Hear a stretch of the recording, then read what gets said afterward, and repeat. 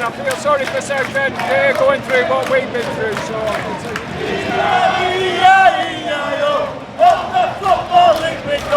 unbelievable. What does this mean to you? Everything. Everything. Finally, we've done something.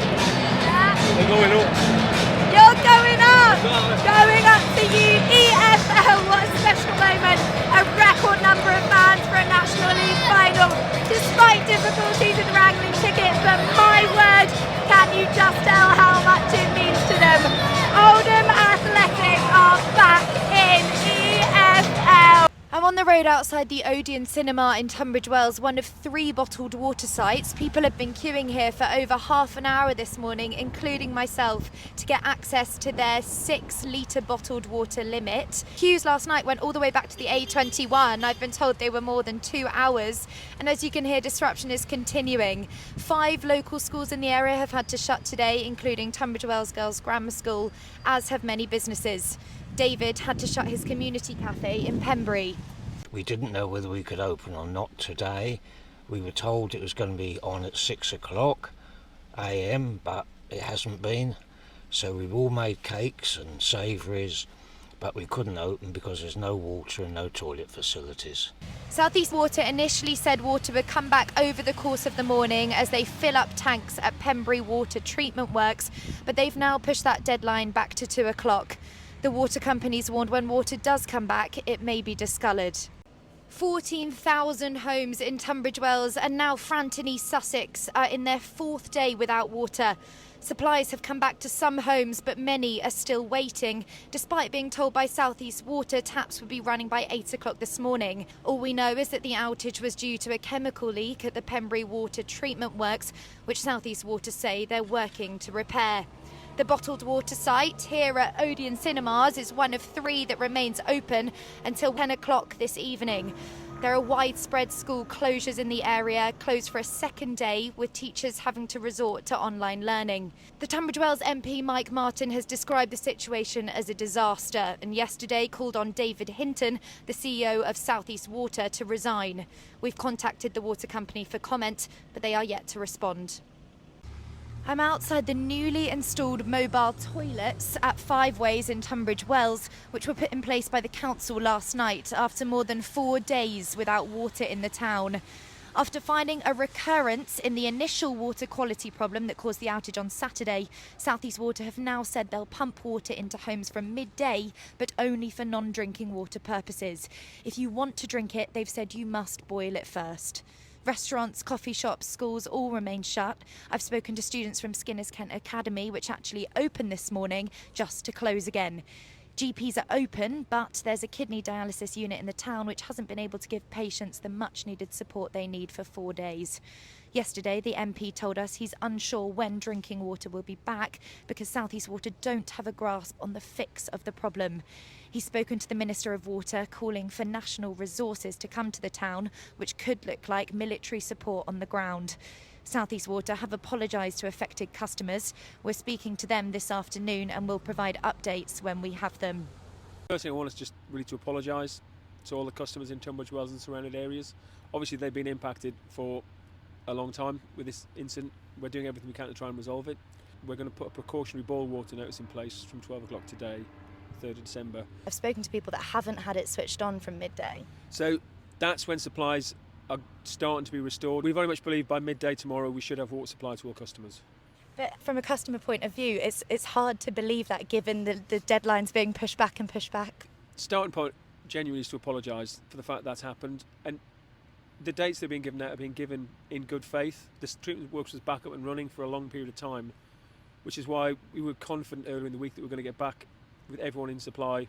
Unfortunately, we had another issue at the works which shut it down again. That set us right back to square one. We'll continue to fill the whole network and then move towards restoring supplies without the boil water notice in place. And for drinkable water, when can we expect that to come back? So we are conscious of numerous timescales we've given which haven't been met. At this point we're saying 10 days. We're very much hoping that is a worst case scenario. And in terms of compensation for businesses that have lost thousands of pounds a day, is that something that they can expect? Definitely it is. Compensation is something we'll definitely be looking at and making sure that everyone gets it all that they're due. Our focus at the moment very much is on getting the treatment works running consistently, but also getting the message out about public health and making sure people are aware to boil the water. Toilets have had to be provided by the council. Is there any more that you're doing other than bottled water sites for the public? So, I mean, with bottled water sites, obviously are in place. As I said, we're putting a site in place to get extra water you can take to use for flushing purposes.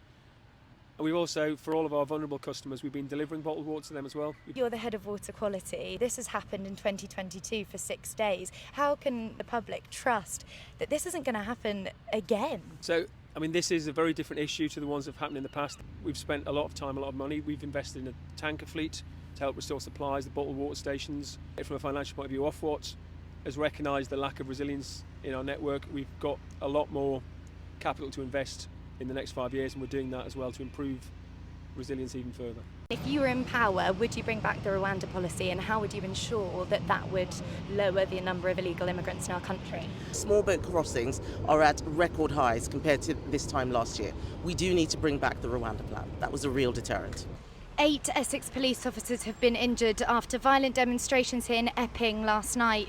They started peacefully here in the town centre, then became more violent up the road near the Bell Hotel, which is believed to be housing asylum seekers.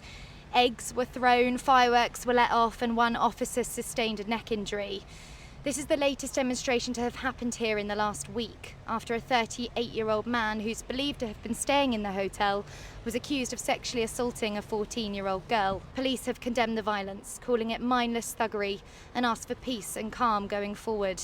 My officers are part of this community. You know, we're making sure that everyone's safe, and to come to work and be subjected to that it is just not acceptable. Police have added they had enough officers here last night and will continue to have the right presence going forward.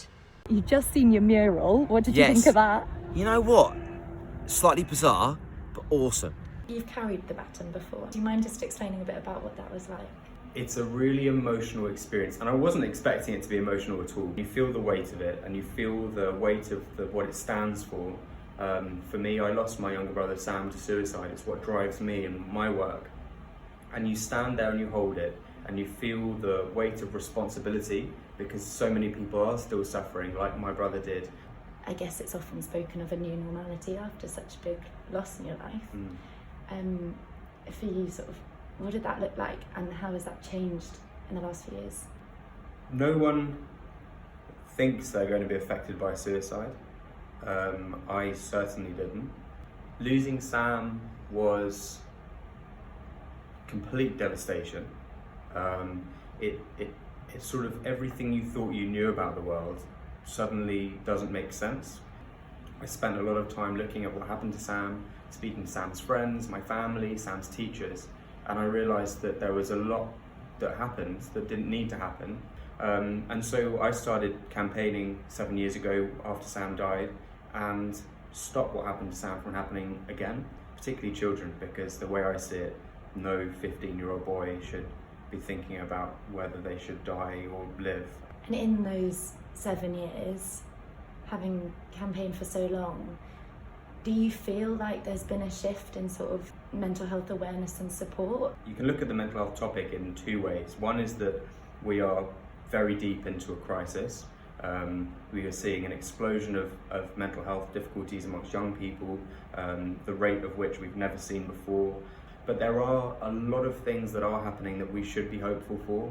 Never before in history have businesses and organisations recognised the importance of mental health as much as they do now. We're seeing a huge amount of research being done and incentives for researchers to actually look at mental health. I've been in the room with some very, very powerful voices that are shaping the future of mental health care, and I think it's something that we should be excited for.